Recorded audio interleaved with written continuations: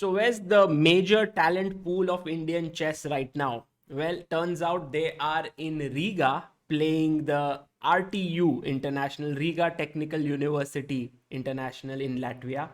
And we have some amazing players playing there.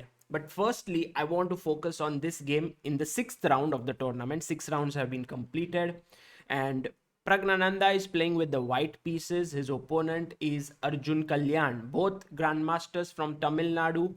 The question here for you is, what would you play here as black? Black to play. Try to pause the video, think, and then come up with the answer. Okay. So basically you have two options to choose from. One is Rook A8, the other one is Rook C4. Generally, it is said that you must place your rook behind the passed pawn, and hence if you chose Rook A8, well done, and black is better, winning. Rook C4 is also winning, but a better technique is always to place the rook behind the pawn. Now, what happens is that here the rook is tied up. So the black king then starts to threaten to come like this, attack the rook and push the pawn towards queening. So the white king has to come and stop it. When the white king comes somewhere here and the black king is somewhere here, then the black king threatens to enter here and also threatens to go that side to then pick up these pawns. And so white will then land up in a zugzwang. Okay, let's have a look how that goes. G4 was played by Pragg. He took, pawn takes, king f6. So the king starts his journey. White king now starts to neutralize the black king. King d4, king d6, king c4, and now rook e8. So this is an attempt that if you take here, then I go into a winning pawn endgame. After take, king d5. The black king rounds up these pawns and black wins. So rook e8, he went back, and now Arjun had to go back to a8, king c4, king c6, rook to c3 was played here. If you play king b4, this was the thing that I was talking about. Now you can go king to d5 and these pawns are hanging. So rook c3 was played by Pragg, a3, king b3 check, king d5, and now king a2. So the roles of blockading the passed pawn have been reversed. Now the king is doing it, which is good for white because the rook is active, but it turns out that black is very active now and he's attacking this pawn here. So f5 was played. Well, you could play g5 as well, which is a winning move, but he took, pawn takes, and played king to e5. Now if you lose this pawn, then it's over. You have a passer here, you have a passer here. So he played rook check, king f6 was played. Possible, I think more accurate could have been to go this way, because here after king f6, rook c7 is a move, although it's not really defending it. Like you can go rook a5 now, but you will have to give up your a pawn very quickly with the king here on f6. And this is also winning, but okay, Pragg went rook b5, which allowed Arjun to improve his position, f6, before winning the pawn. Now he improved the king's position, now brought the rook, king takes a3, and rook f5. Rook went to c6. This is the position where I want you to understand how to win.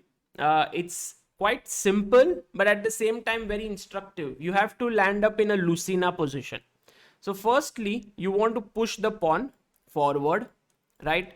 But if you move the rook sideways, cutting the king off, then the f6 pawn is hanging, and you don't want to play king g5.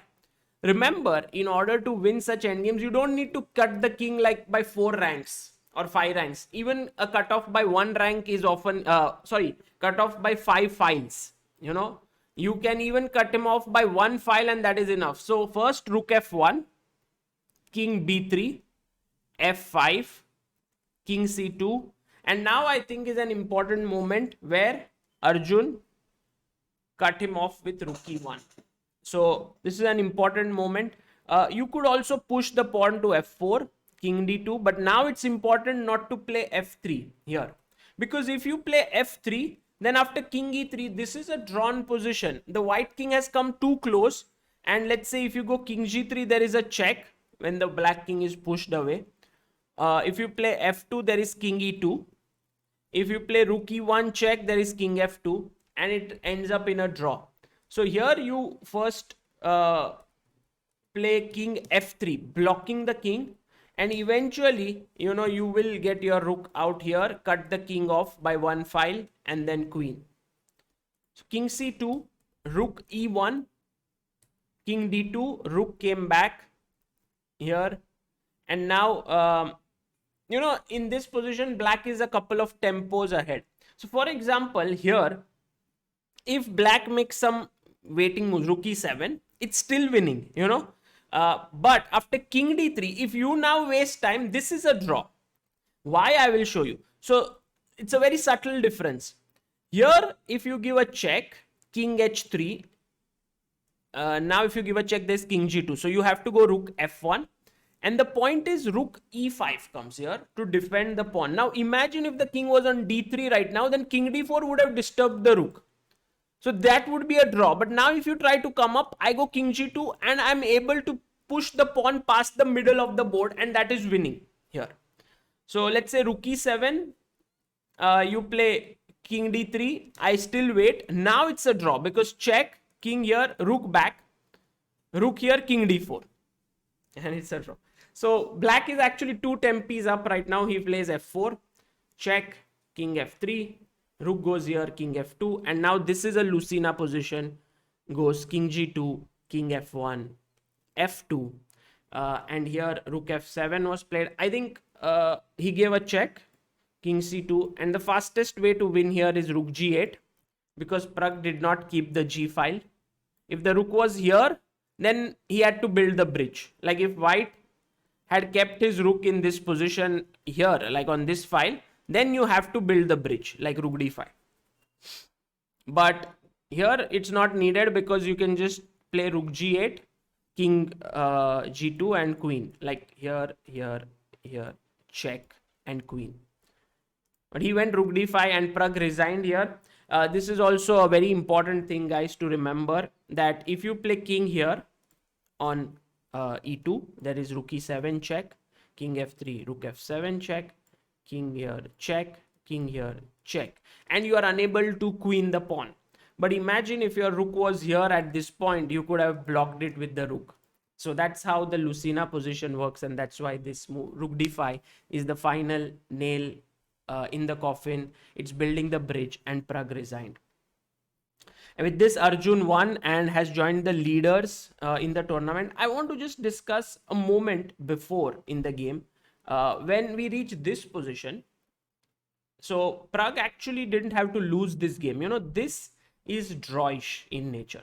The reason is that there are 2 rooks on the board. So Praggnanandhaa actually misplayed this endgame quite in a big way, because the drawing tendency with double rooks is huge. So he had to maybe wait with h3 or maybe wait with perhaps rook a3. But he went rook b1, and this allowed rook c4, pawn push. You know, it allowed black to gain some more space. And here maybe Arjun should have taken the advantage of this check. If you go king g1, then the point is I can go king g7, improve the position, rook here, and now an important move, rook b8 and rook b2. This is winning. So in double rooks, more than keeping that passer, it could be nice to launch an attack with 2 rooks. While if you went king f3, rook h2, rook b4, again, this is very, very dangerous for white and should be winning for black because of his activity and extra pawn. Rook d8, king f3, king g7, it still looks drawish actually. h3, rook c8, and perhaps now it's not so simple. Maybe the exact moment where he lost the plot of the game is not, I'm not sure. Maybe g4 is a better move here. But the thing is that after h3, rook c8, this is not winning. This is now winning for black in any way. So let's say I go rook a5. In the game, he went rook e5. And then we reach this position which we started off with, rook a8, and then pawn push and wins. But I was thinking if he goes rook a5 here, check, takes, king f2, king g2, a3. And this position is winning for black, but some care has to be taken. Firstly, king f2 is not a good move, because after a3, now you don't want the black king to come out here like this. So you play rook a6, but now black has a strong move. Black to play, what do you do? Yes, the answer is h4 and black is winning here. That's why here king g2 is important, a3, rook here. And I thought that maybe this is not so simple to win, but after, let's say, rook b3, h4, I think it's very important here to begin with rook d3. And if you find this move, this win becomes easier. If you don't find it, and if you play king f8, then after f5, it's a draw, because gf, rook a5, king e7, rook takes f5, you're losing the h5 pawn. And if you play a2, I have rook here and check, maybe king f3, and it's a draw. This position is drawn because the pawn has reached here and it's not possible to win this, because white king is also very active. But how does it help to just place the rook on d3? That's the beauty of this position. King f2, king f8, f5 now. Well, if you were to wait, then I go king e7, takes rook d7. And you see that rook on d3 really helps to get the rook behind the pawn. Now rook a7 and a2, a1 queen. f5, king takes here, king e7, and now king e6. This is a key point of this entire thing. If you were to take here, then black to move. What do you do? Try to think. Yes, rook d5. That's the point. If you take, I take with the king with a winning endgame. If you come here, I go rook a5, rook behind the passer and win. Let's say rook e8 here, king a2, king g4, followed by maybe f5, and eventually I'll win these pawns. Yeah, f5 here, king e6, and now if you play rook a5, this should still be winning over here. Maybe let's say I can start with f5, king g2. It is still some effort, I think, needed here, but this should be winning in this position. Yeah, I mean, maybe you can think over it, how to win in this position. I would love to get my king on the other side like this. Maybe it's possible, but no, if I do this, then he can take the pawn, or is it?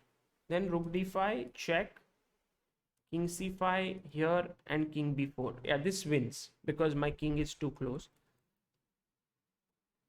And yeah, this is a moment for you to think a bit.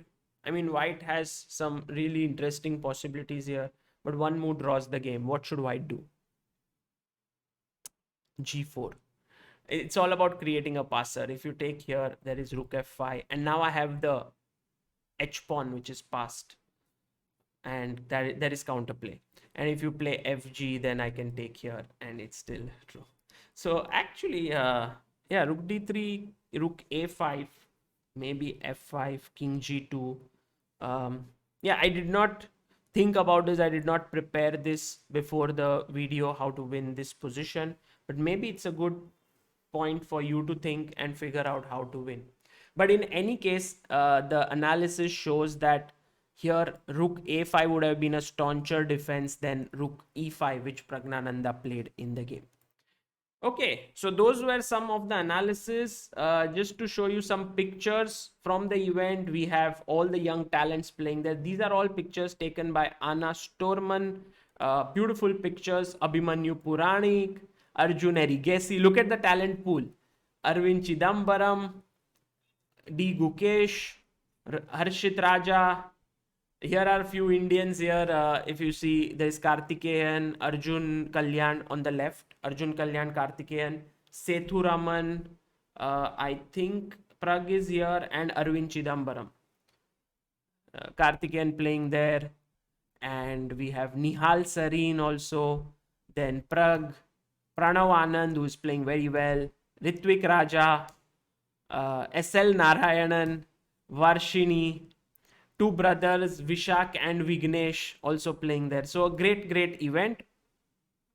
And just to show you the standings right now, Igor Kovalenko is leading the tournament with 5 points.